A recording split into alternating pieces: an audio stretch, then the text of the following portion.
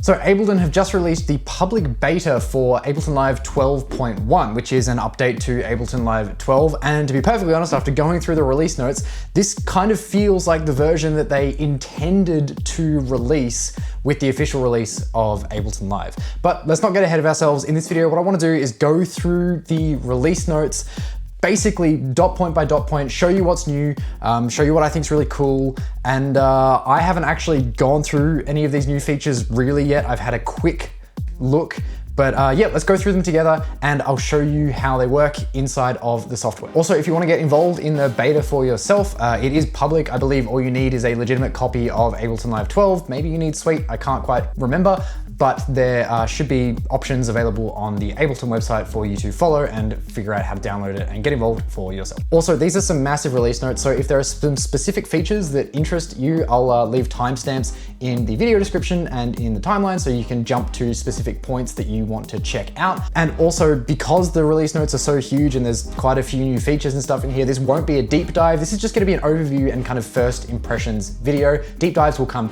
later on. Okay, so diving in, I have the release notes open up here, and right out of the gate, we have some new features with automation and modulation keyboard workflow. Live now supports a new keyboard workflow for working with automation and modulation in the arrangement timeline and in the clip content editors envelopes view mode. So where you work with automation and modulation normally. So this is pretty cool, actually. It works really well for people who need to use the accessibility features or who want to work with the keyboard more so than with the mouse. Particularly, again, if you kind of can't use a mouse for whatever reason, it's fantastic to have a keyboard workflow for the automation. So there are a whole bunch of things here. I'm not going to go through all of how this works, but let's jump over to Ableton Live. And let's say, for instance, here, let's say we wanted to automate this auto filter. I have just a session open up here. Let's open this automation in a new lane and let's scroll down to here. So if we want to say add a breakpoint, all I need to do is just select somewhere here, press enter, and that adds a breakpoint. I can now move this breakpoint to wherever I want, and then I can type a value for that breakpoint. I could say type 500 instead of 100. And now I could move somewhere else and I could press enter, type 100 and enter there. And so we just kind of get this really cool way of working with some automation. Now, of course, you can't really access all of the features of automation through this. Maybe they'll update it so you can, but this is a really cool way of just, being able to tab through breakpoints and stuff like that too. So if I even select this breakpoint now, I believe you can kind of tab through breakpoints too. So if I select this one, I think if I hit enter, I can tab through the breakpoints, which is quite cool. Or I can shift tab to go back through, and you can move around breakpoints. It's quite cool.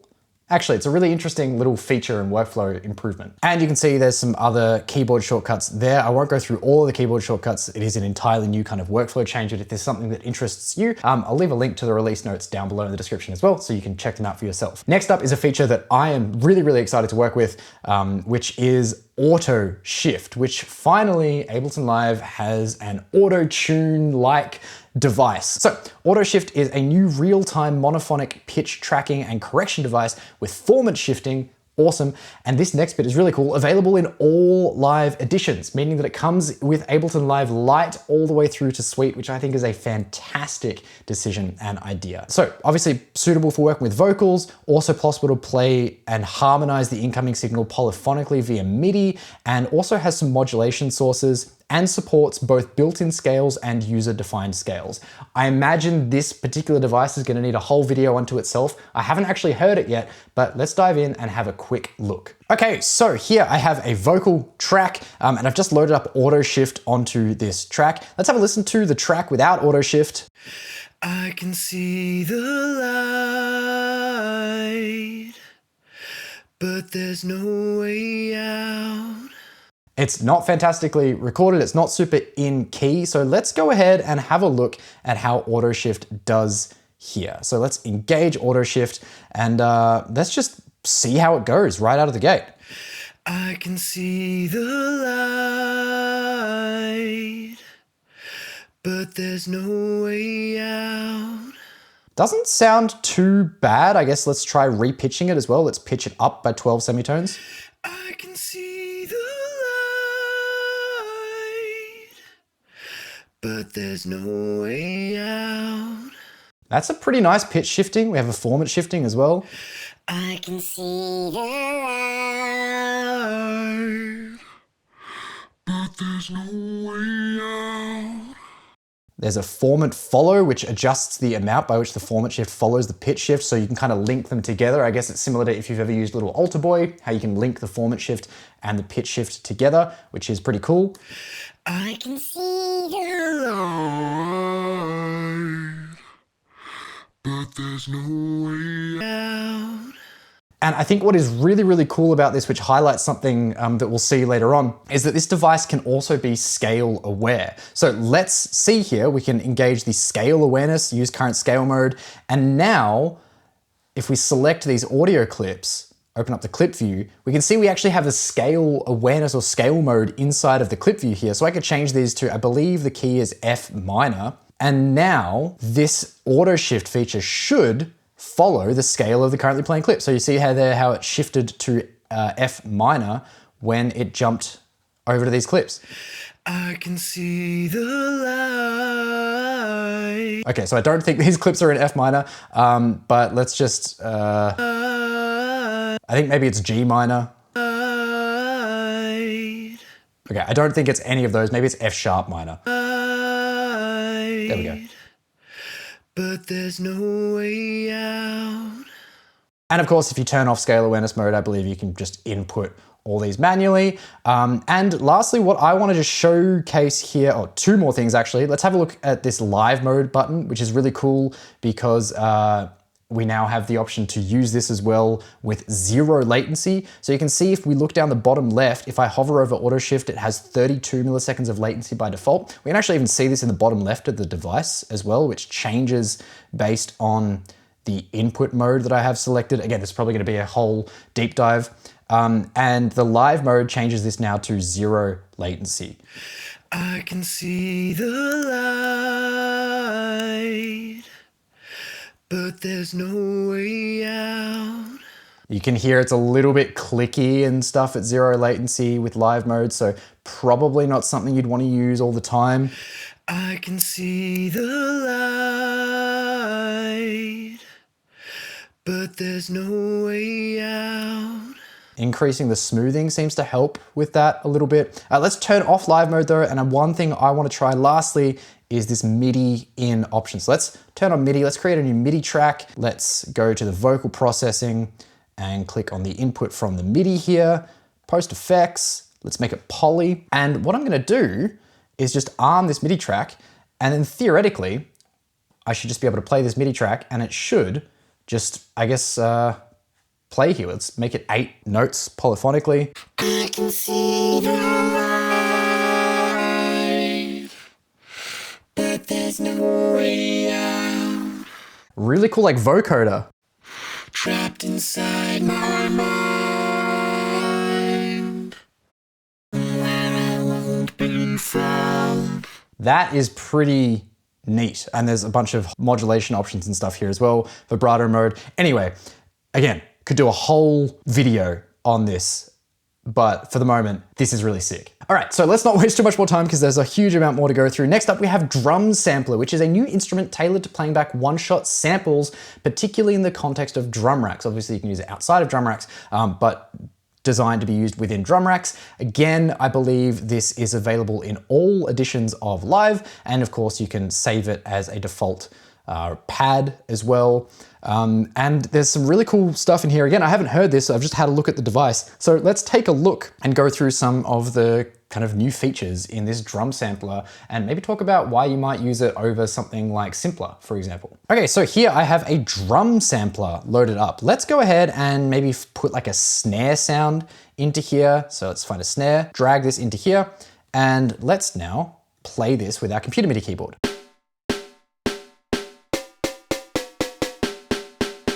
Pretty cool, so we have some basic controls here, an attack, hold and decay.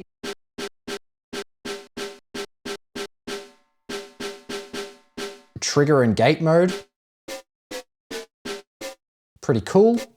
But the thing I'm mostly interested in really, we can of course change the start and length positions here to gain as well. There's no right click options, but that's fine. But we have this effects pad here, which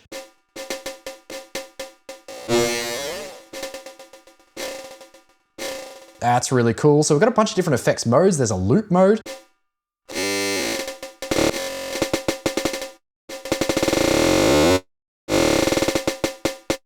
If you want to kind of get those like exponential rhythms, pitch envelope. So they're just some really basic effects. Punch, I guess theoretically designed to add some punch. If we have zero attack, that might sound better. Kind of like a transient shaper, 8-bit.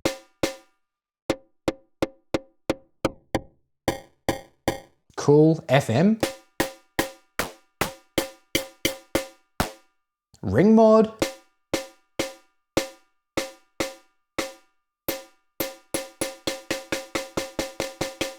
Always a fun thing to play around with drums, sub oscillator, and noise as well.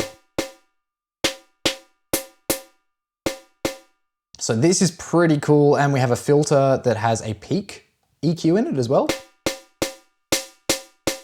So this is a really nice, simple little drum sampler. Obviously it's much more simple than something like Simpler. You probably wouldn't use this for typical sampling uses if you're not working with drum samples, but I think these little effects modes here make this a particularly unique effect, which might give you a reason to use it over something like Simpler or Sampler. So definitely play around with it if you've jumped into the beta yet. Okay, next up we have an updated limiter. I am super interested to hear what this sounds like. They say it's been completely overhauled both in sound and appearance. An improved envelope makes the limiters release smoother, which is especially noticeable on longer release times. New UI, mid-side mode. We have a soft clip and a true peak mode as well, and a maximize toggle too. So let's take a look at this. Okay, so I've dragged in a mixdown from an old project, just kind of the first mixdown that I found here, so it's not mastered, and I've pulled in the new limiter here. So we can see by default, it looks really different to the old limiter. One thing I did notice, which is not labeled in the release notes, is that if you right click the device title bar, there is an option for legacy smoothing. So if you liked the sound of the old limiter, then you can activate the legacy smoothing on the release if you want to, but I doubt you'll probably want to use that. Instead, let's just take a listen to how this sounds. Let's just crank it onto the maximize mode. First up, let's just pull down the track to like -10 or -6 or something so we can hear this. And I guess we just pull down the threshold control.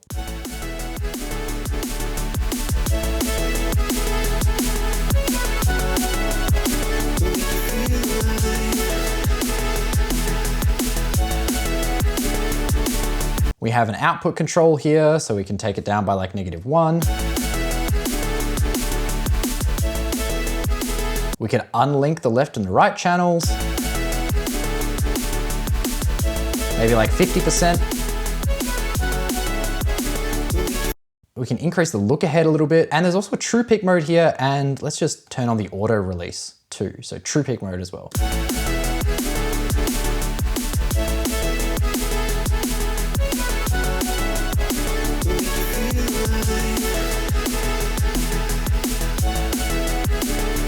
You know, that is not a bad sounding limiter.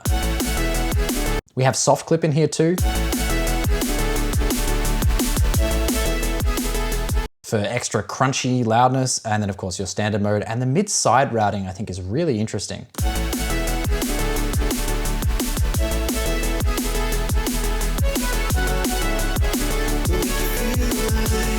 Particularly if you unlink the left or the mid and the side channels here in mid-side, that will allow you to get some pretty comprehensive limiting. So I think that's a really cool option to have added. Okay, so now let's go to the next device, which is the updated Saturator. So Saturator has been fundamentally redesigned so that the main view is focused around the most important parameters. And I've noticed this kind of looks like a mini RAW almost. And again, Saturator is available in all live editions too. We have a new Saturator curve, the Bass Enhancer Shaper curve, which has a threshold parameter.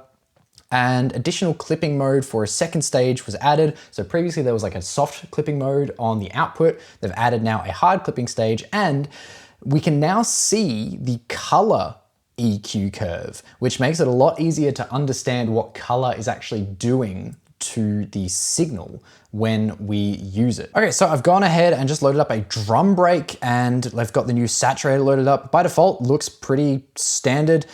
We have, again, still the high quality mode and a pre-DC filter now here in the right click menu. I believe that was previously available not in the right click menu on the device title bar, so that's something new now. And what's cool I've noticed is that the drive now kind of looks like what happens when we drive or change the amount in RAW. We can see the change in the transfer curve here. So by analog clip, we can see that.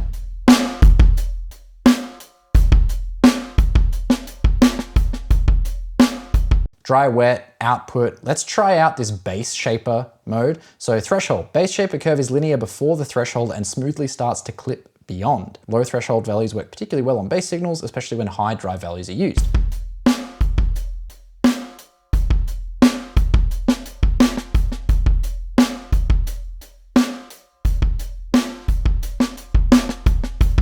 So this is kind of like your, I guess, like variable curve almost.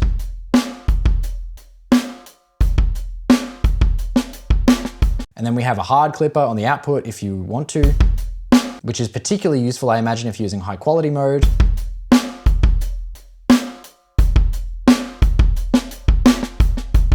And then the color mode, if we now open up this, we can see this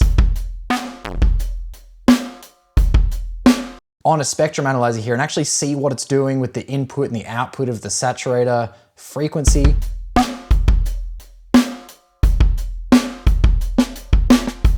Makes it much more intuitive to use this particular option.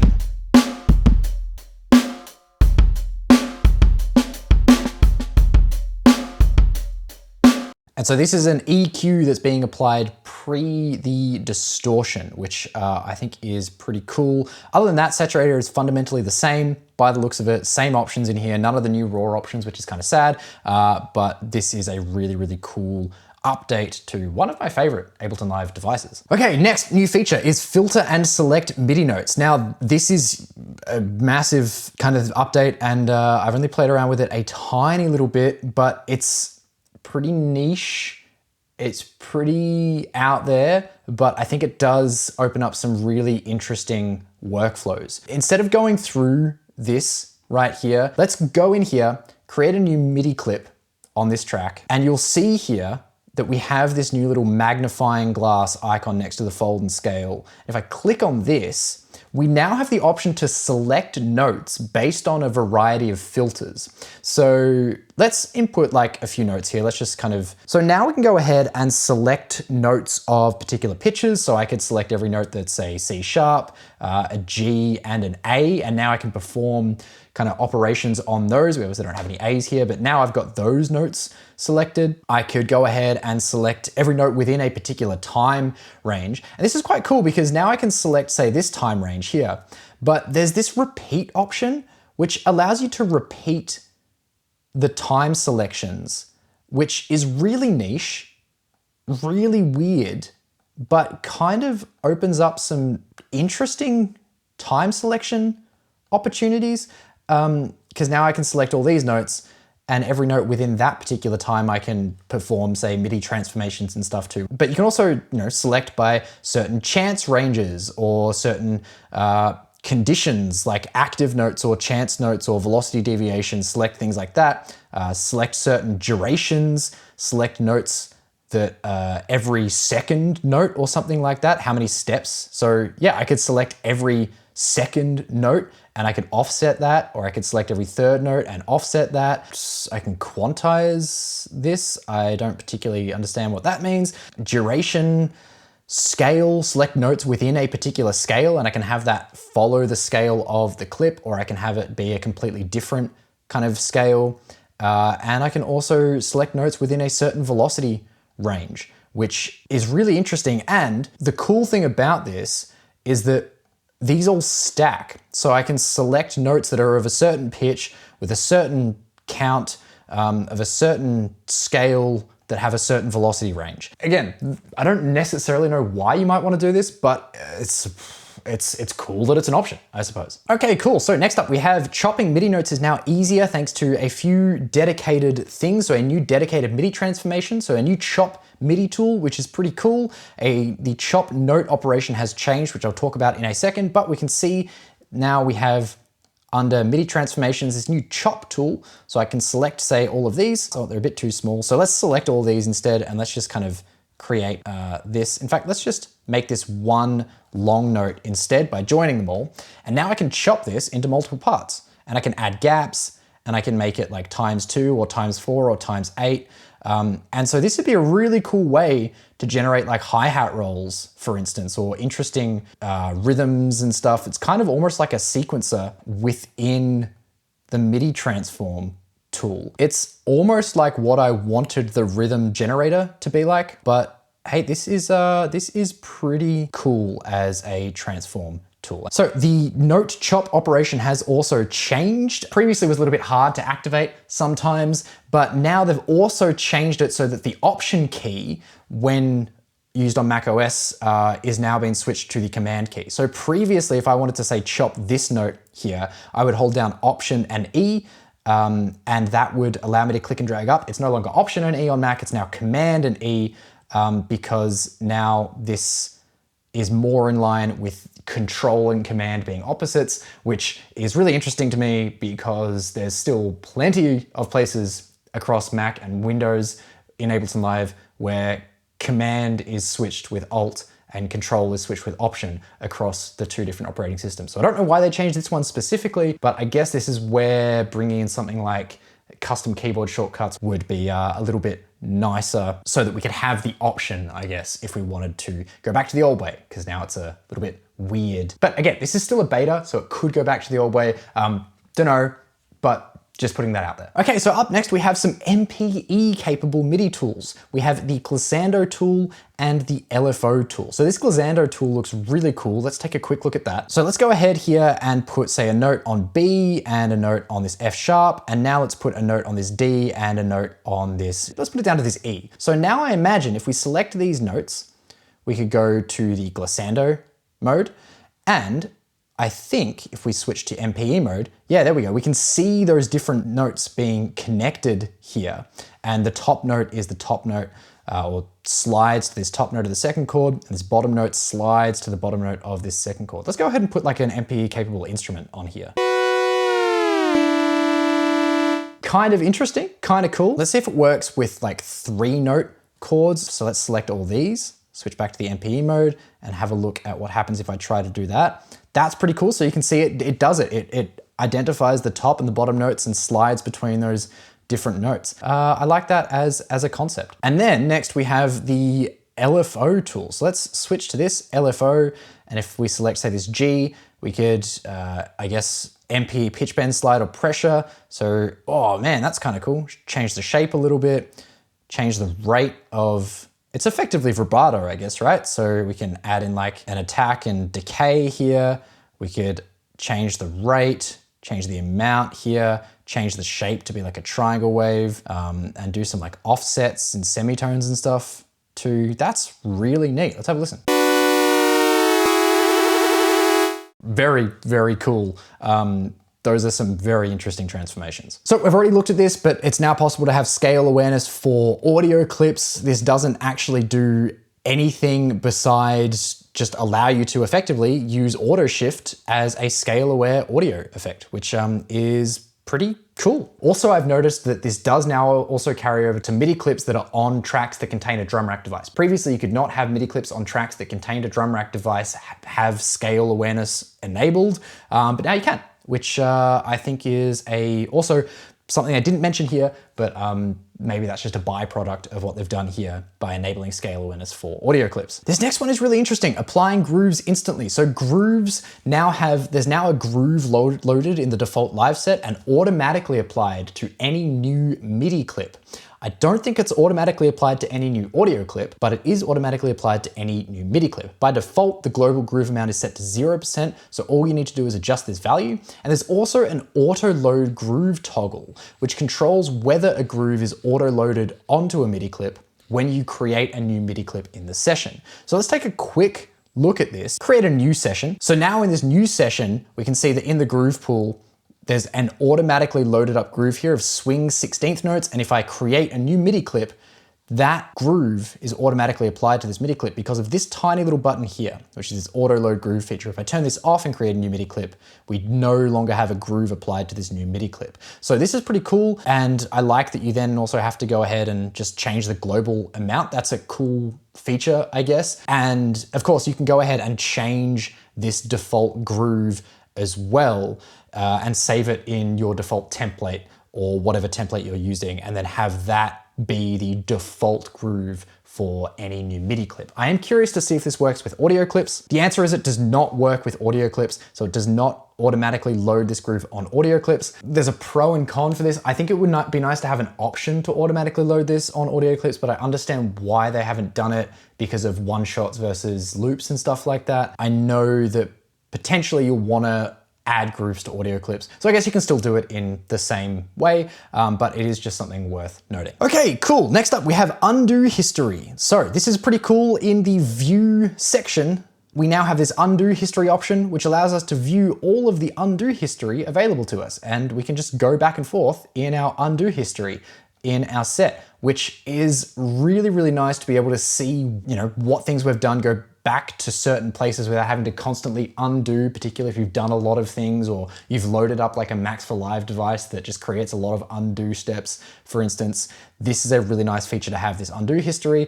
It'd be cool if there was a keyboard shortcut to open this particular panel. I guess you could create one yourself if you're on Mac, but currently you just go to the View menu and come down to undo history. Next one is pretty cool. We have full height browser, and then I'm just gonna chuck this in with the next one, which is auto tagging user content and auto tagging plugins. So first off, full height browser. I can go into the browser option configure menu up the top, click on this and click on full height browser. And this now allows me to have my browser always take up the entire left-hand side of the screen. So if you are a browser person or you love using the browser and having it always open, this is really cool.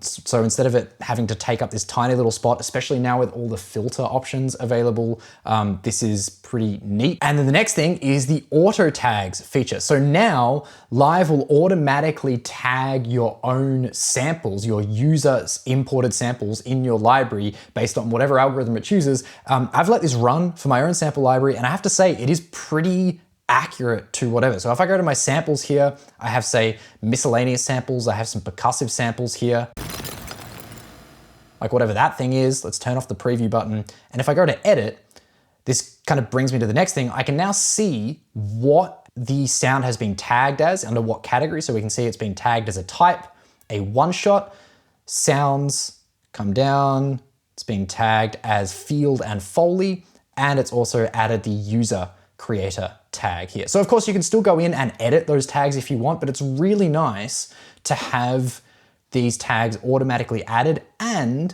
to have it shown which of the categories a tag has already been added to for a particular sample, which previously you had to dive into all these different menus to see. It's really nice that it's now there. And if you want to, you can just turn off these tags too. So you can turn off all these auto tags.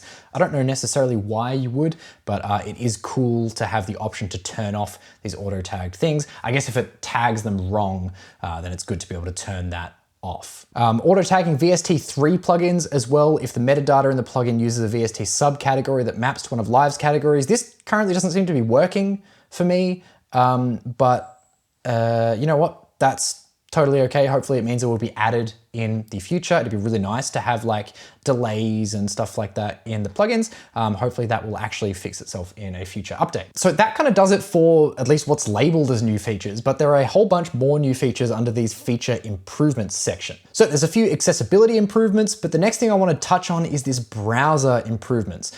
Reordering tags and tag groups, tagging user folders, creating nested tags, and folding nested tags. So this is pretty cool in that we now have the option to, in this edit menu here, we can reorder the tag group. So if I go to the all category here, we can see I've got type, sounds, drum, devices, and creator. I can't reorder these in here, but let's say I wanted sounds to be up the top instead. I could actually just, boom, move that in the edit window, and now it shows up the top here in this filters category. And that also, of course, carries over to the other sections too. So this is, I guess, a global order.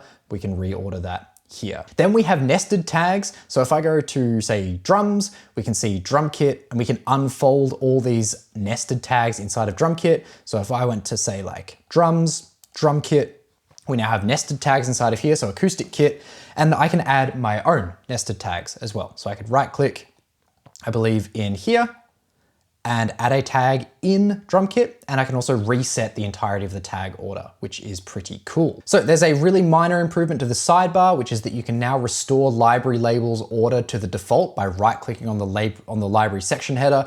So you were able to reorder these sections in this library section if you went to edit, and you could maybe move the sounds category and this and this and this. So you could reorder this to your liking, but it could go out of order. So now you can just reset the order to default, and that's pretty neat there. And there are, of course, some updates to the core library based on the new devices and some other things as well. So up next, we have some updates to devices other than what we've already talked about, other than the saturator and limiter. We have the CC control device now offers a MIDI CC learn mode, which is really cool, so that you don't have to find the CC manually. You could, say, have a MIDI controller and be like, I want to have this custom B here respond to this particular knob on my controller, but I don't know what CC message it's sending. You can just go ahead, click learn, and then click on that custom control, move that control on your MIDI device, and then it will automatically map that particular custom control to that CC control that you moved, which I think is really neat. There's an update to the echo effect that allows you to adjust the smoothing time for the repitch parameter, which I think is really fantastic, because that's one thing that I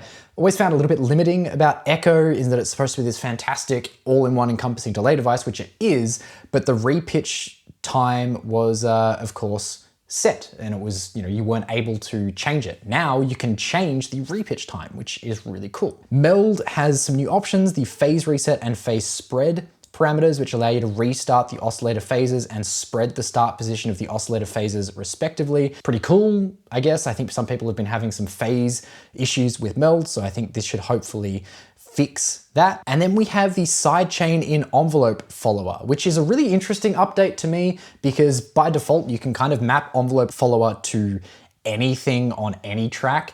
But I guess by having it have now a sidechain input from audio anywhere else in your session, you're able to have the envelope follower on the track that you actually want to use it on, rather than having it on, say, your drum track and then using that to control an effect on another track. You can have the envelope follower now on that track you're controlling, and then just sidechain it from the drum track, so you can use the drums to control whatever it is you're controlling, if that makes sense. Anyway, it's an interesting update. Tuner now supports the tuning systems. Fantastic, as it should. And then we have some MIDI editing improvements. So we now have release velocity having a dedicated lane below the MIDI note editor. So if you use release velocity for anything in particular, I don't, but if you do, that's really cool.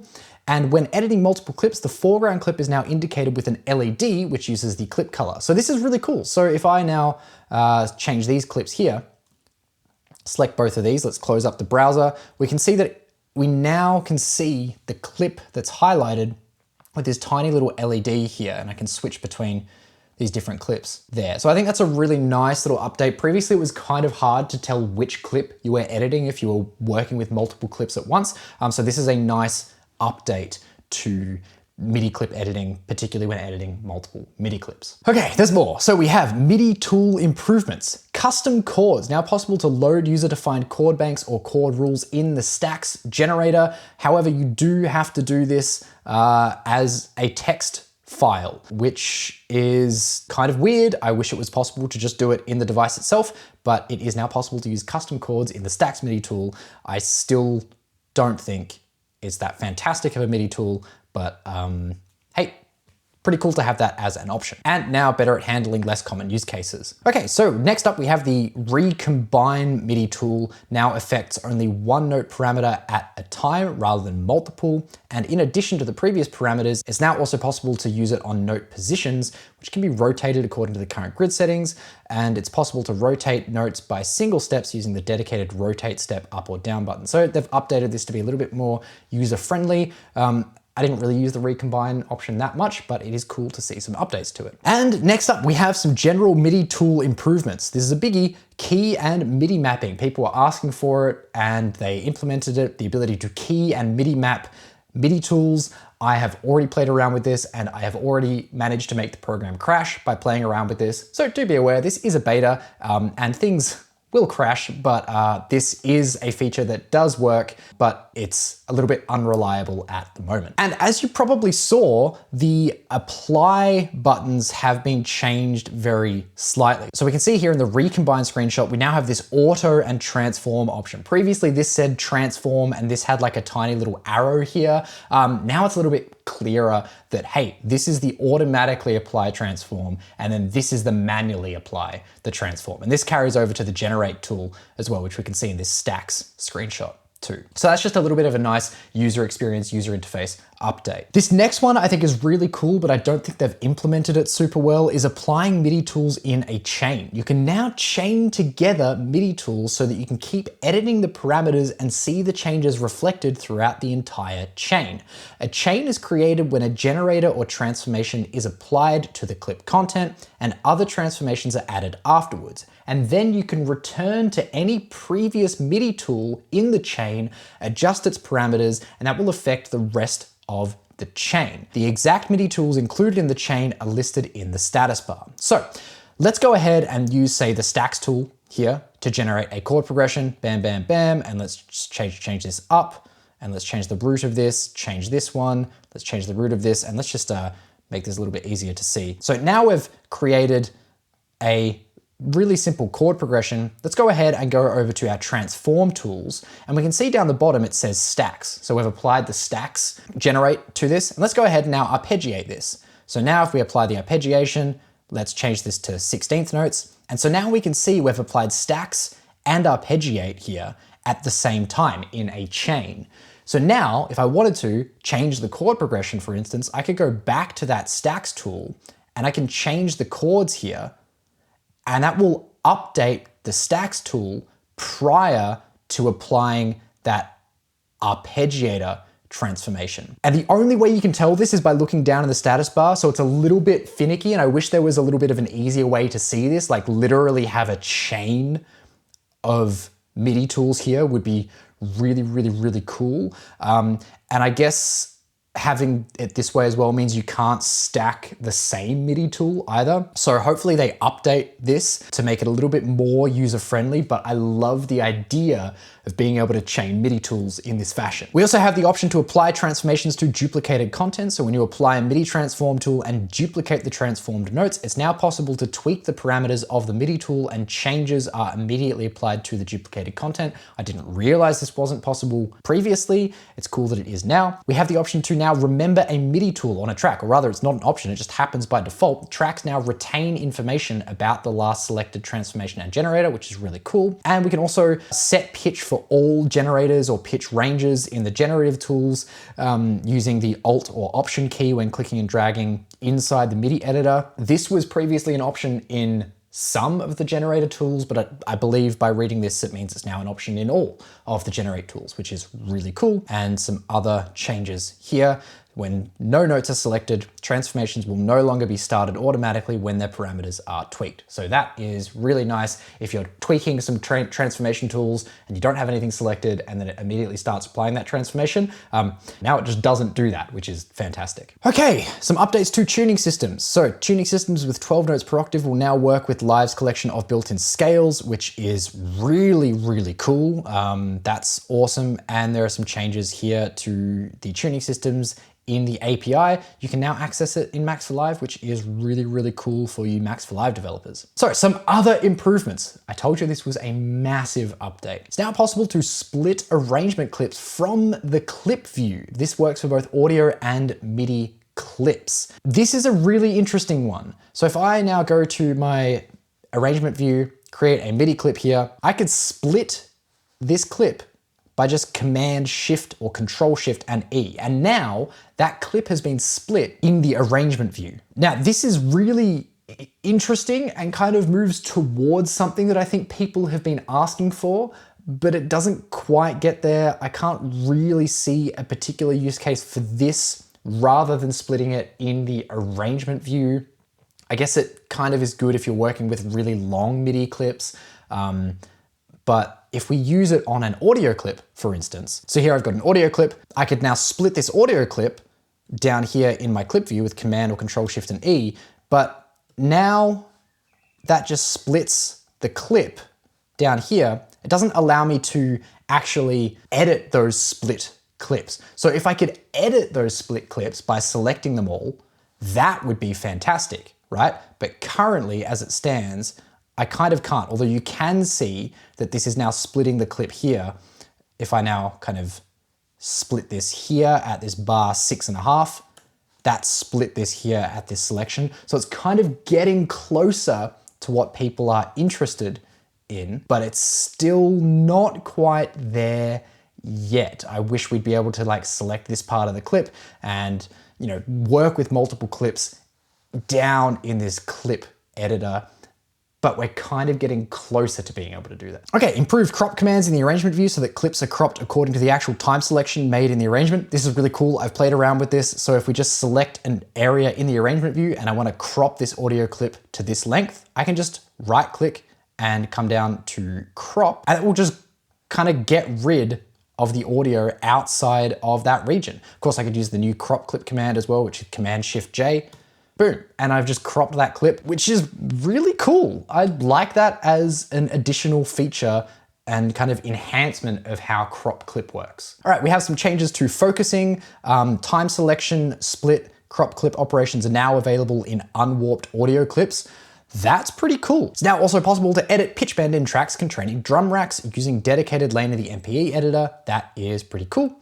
And then there are a slew of bug fixes as well. I am not going to go through all these bug fixes, but if you are having issues at all with bugs, I highly recommend scrolling through here and seeing if you are having any of these issues and whether or not they have fixed that particular crash or bug or whatever it is. For instance, I've already found one in here that I noticed was a bug not too long ago, which was that there was a bug that prevented Control and Enter or Command and Enter in the shortcut in the MIDI Tools panel from applying to Max for Live MIDI Tools. So that's really cool that's been changed.